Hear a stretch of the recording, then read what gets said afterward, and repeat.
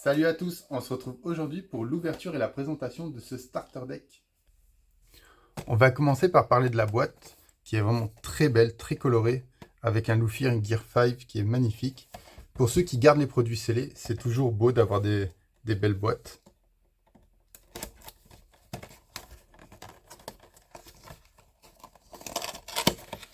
On va essayer de pas trop l'abîmer. Voilà, donc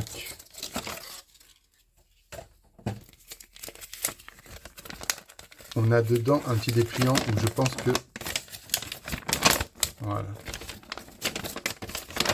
Comme c'est un starter deck, vous avez, on ne le voit pas en entier, mais vous avez un schéma pour apprendre à jouer, c'est-à-dire où placer votre deck, où placer vos vies, où placer votre leader, votre trash, vos dons, vos leaders, les stages, deck, les lives sur le côté gauche. Donc c'est intéressant pour ceux qui veulent commencer à jouer.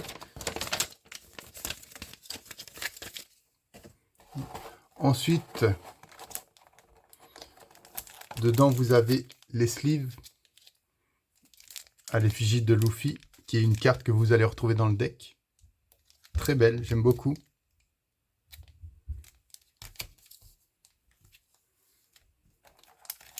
Ce petit booster où vous allez avoir 3 cartes alternatives, des cartes qui se retrouveront aussi dans le deck.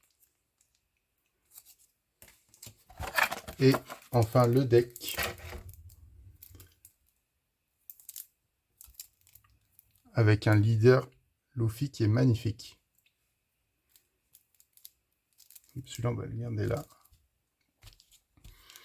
Donc, on va commencer par ouvrir ce petit booster en espérant avoir le Luffy. Ça serait super. Luffy, Zoro, Sanji. Après, j'aimerais avoir tout l'équipage.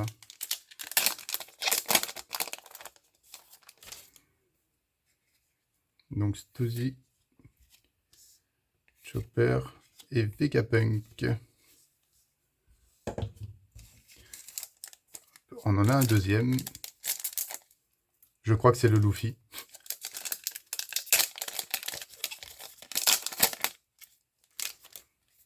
Eh bien, parfait. Écoutez, voilà. Je le trouve magnifique. Là, vous avez la version normale et la version alternative. Ah bon, on est chanceux. Encore une Stussy et une Nami. Très content pour Nami aussi, je la voulais. Comme Chopper aussi, j'aimerais avoir tout l'équipage. Ils ont mis ça dans le deck. Je trouve que c'est bien, c'est intéressant parce que ça ouvre un petit booster et puis ça permet d'avoir des cartes alternatives. Mais ça peut faire aussi que certaines personnes achètent beaucoup de decks pour avoir les cartes alternatives. Parce que quand on est collectionneur, même si on va pas forcément jouer les decks, moi ça va que je le joue. Mais si on est collectionneur, ben, on va les rechercher parce que c'est vraiment elles sont vraiment très très belles. Les cartes dans ce deck, je vais vous les montrer, sont vraiment très belles. Et du coup, ça va faire que certaines personnes vont acheter plusieurs decks juste pour les avoir. Donc, pour ceux qui les veulent pour jouer, ça peut être problématique après de se procurer le deck.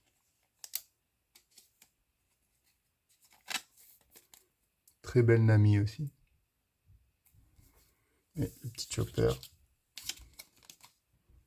Bon, ben déjà 3 sur 2 boosters, c'est vraiment bien. On a été chanceux. Surtout le Luffy. Ça, c'était pour moi, je le voulais vraiment. Vraiment très très beau. On va passer à la présentation du deck. Donc vous avez Luffy en leader. Vous avez 4 events, 2 de chaque. Vous allez avoir 2 Luffy, 2 Zoro, 4 Robin, 2 Sanji, 4 Chopper. Et après ça va être 4 par 4. 4 bonnets. Ah non, 2 Usopp, 4 Franky, 4 Sentomaru, 4 Brook, 4 Nami, 4 Jinbei, 4 Vegapunk, 4 Stussy, et vous allez avoir 10 dons foil qui sont très très beaux. Donc le deck, les cartes sont vraiment toutes belles dedans. J'ai vraiment beaucoup aimé. Elles sont toutes foil. Et les illustrations sont magnifiques. Ce que j'ai aimé, c'est que c'est concentré sur l'équipage du chapeau de paille. Et toutes les cartes sont sur le bateau.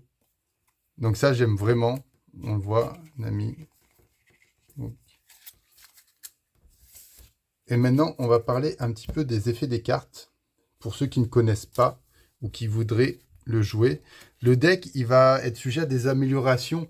Pourquoi? Parce que j'ai fait des parties avec contre un deck jaune Enel. Et j'ai perdu les 2 parties. J'ai quand même pu me défendre. Ça reste que le deck, là, actuellement, de base, manque de grosses cartes. C'est un deck rush que vous êtes censé finir l'adversaire assez rapidement. Mais si la partie dure un peu, vous allez manquer de caractère avec des puissances élevées. Même si, vous allez voir, beaucoup de cartes vous permettent de rajouter de la puissance à vos caractères ou à votre leader. Ça reste que pour moi, ça demande... c'est normal, c'est un starter deck, mais à part si vous êtes vraiment, je sais pas, un joueur d'exception ou quoi, mais vous allez avoir du mal à gagner contre des decks qui sont vraiment méta et construits à la perfection, quoi. Donc, le leader, son effet, c'est-à-dire que quand il va avoir un don sous lui, il va pouvoir donner 2 dons que vous allez avoir engagés à un de vos caractères sur le board. C'est-à-dire, mettons que j'active son effet, je prends les 2 dons engagés, je les mets sur mon Zoro.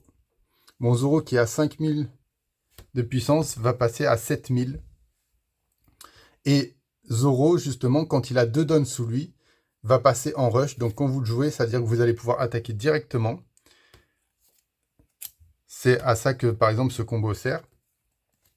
Et quand il va être KO, vous allez pouvoir jouer de votre main une carte qui a 6000 de puissance ou moins, qui a un autre caractère de Zoro. Donc vous pouvez attaquer, même si après, il se fait détruire au prochain tour, vous allez pouvoir jouer une autre carte. Puisque une fois que la carte est engagée, l'adversaire pourra l'attaquer. Choisir de l'attaquer à son tour.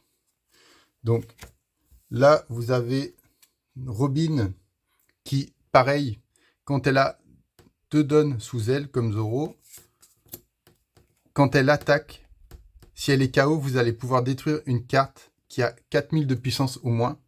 Donc pour nettoyer, c'est pas mal. Une fois que vous allez, pareil, si elle va être détruite au prochain tour, vous allez pouvoir attaquer, faire des dégâts, détruire une carte et potentiellement aussi après détruire une autre carte si l'adversaire décide de la détruire à son tour, si elle a les dons de sous elle. Donc ça, c'était pour Nami. Luffy, lui, il a rush directement, 6000 de puissance. Quand il attaque, vous pouvez prendre aussi pareil un don qui est engagé et le mettre soit sur votre leader, soit sur un caractère. Donc pareil, très fort, vous pouvez le jouer, attaquer. Quand il attaque, vous pouvez prendre un don et après le mettre sur un leader ou un caractère. Donc pareil, très fort. Robin, on en a parlé. Zoro aussi. Vous avez ensuite Sanji qui, quand vous le jouez, vous sélectionnez un de vos caractères qui a 6000 de puissance ou plus. Et si ce caractère attaque pendant ce tour, il ne peut pas être bloqué. Donc c'est intéressant pour directement attaquer le leader adverse. Donc c'est ça, c'est un deck, si vous avez vu, hein, c'est booster avec votre leader, avec vos attaquants, de booster des cartes qui vont être rush ou des cartes qui sont déjà sur le board pour attaquer, pour faire le maximum de dégâts dans un même tour, avec les rushs, avec les attaques. Donc Sanji, on en a parlé aussi. Vous allez avoir Chopper, qui est une carte classique, un 4 pour 6 par exemple. Ça pour son coup, c'est bien, hein, mais ça peut être changé. Vous avez Stuzy pour 3-5 minutes, pareil, ça c'est des cartes qui peuvent être changées. Vegapunk, ça peut être changé. Jinbei, le coup est intéressant pour la puissance, mais vous pouvez avoir largement mieux. Nami, très forte aussi dans ce deck. Donc, Nami, une fois par tour, vous pouvez simplement prendre 2 de vos dons engagés, pareil, et les mettre sur un de vos caractères. Leader ou caractère, donc très très fort aussi. Pour 3, par contre, elle n'a pas beaucoup de puissance. Donc, de toute façon, on ne veut pas qu'elle attaque celle-là. Celle-là, elle veut on veut la garder sur le terrain le maximum de temps possible. Très bonne carte pour booster aussi.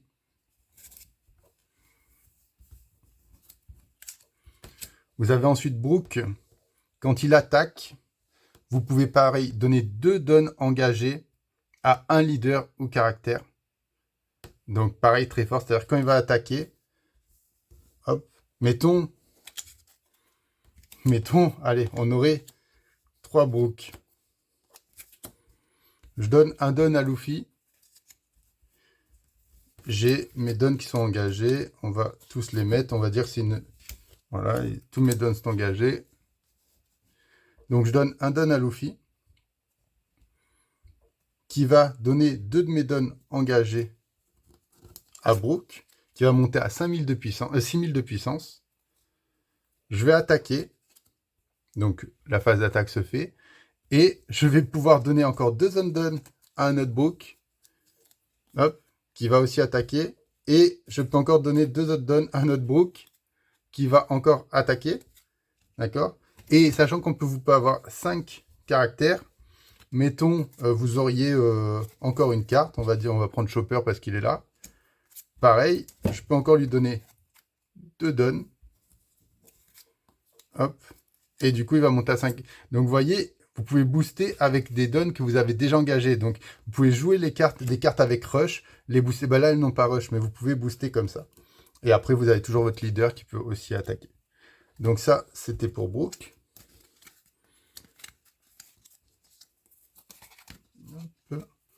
Qu'est-ce qu'on a d'autre? On a Sentomaru qui est juste un bloqueur. 2 pour 2000. C'est un bloqueur classique. C'est pas une... Moi, je trouve qu'il est bien en début de partie. On a Franky. Ok, donc quand il a 2 dons sous lui, pendant le tour adverse, tout l'équipage des chapeaux de paille, caractère, avec 4 de puissance ou moins, gagne 1000 de puissance, de power. Donc 20 de puissance. Donc c'est vraiment bien aussi. Donc c'est-à-dire c'est pareil, avec tout ce qu'on a montré, avec le Luffy qui aurait là, ben, on lui met un don dessus. Donc on a il faut que les dons soient engagés pour les prendre. Donc on aurait là Luffy, on mettrait 2 dons sur lui. Tac, on le laisserait là. Parce qu'on ne veut pas le détruire, on veut qu'il reste en vie, celui-là. Et au prochain tour, quand l'adversaire va attaquer, là, Brook serait passé à 5000, Sentomaru à 3000, Robin à 5000. Donc, ah non, pas Sentomaru, c'est uniquement ceux du chapeau de paille, excusez-moi. Donc, Nami serait passé à 2000, voilà. Donc, c'est aussi une bonne carte qui se complète bien avec le deck. Hein. De toute façon, c'est fait exprès. Ok. Et là, c'est pareil, Usopp. Donc, avec 2 dons sous lui, pendant le tour adverse, il va gagner 2000 de puissance. Donc, de 3000, il va passer à 5000. Donc, c'est intéressant parce que, mettons, là, il a 5000 avec 2 dons pour attaquer. Et en plus, si l'adversaire voudrait la détruire, c'est une carte qui ne vaut que 2, donc vous pouvez la jouer directement si vous êtes le deuxième à commencer et que vous l'avez en main, vous pouvez la jouer à votre premier tour de jeu. Vous ne pourrez pas activer à votre premier tour, vous aurez 2 dons. Donc ça sera à votre second tour de jeu. Donc à votre second tour de jeu, vous pourrez attaquer avec 5000 de puissance, récupérer des dons engagés avec le Luffy, les mettre sur Usopp, attaquer avec 5000 de puissance, et en plus, il aurait 5000 de puissance après pour éviter de se faire détruire en début de tour. Enfin, en début de partie.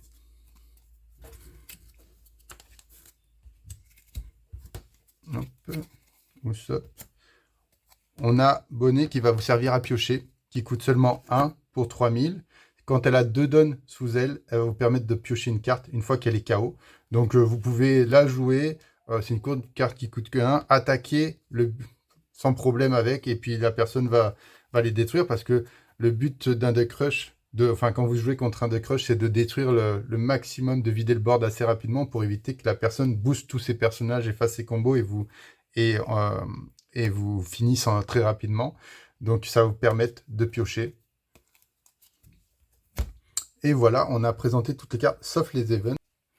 Donc cette carte fait que vous donnez 1000 de puissance pendant votre tour à votre leader ou à un de vos caractères, et qu'un caractère adverse que vous choisissez avec 4000 de puissance ou moins ne pourra pas bloquer pendant ce tour.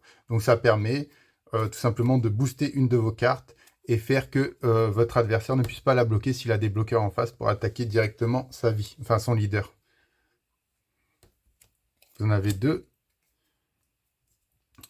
Vous avez ensuite cet event qui fait que vous donnez à un caractère adverse pendant ce tour moins 5000 de puissance. Et si vous avez un caractère avec 6000 de puissance ou plus, vous pouvez mettre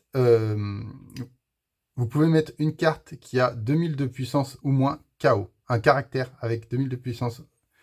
Voilà, la vidéo de présentation du deck est finie. Je vais maintenant vous dire ce que je pense du prix par rapport au contenu du starter deck.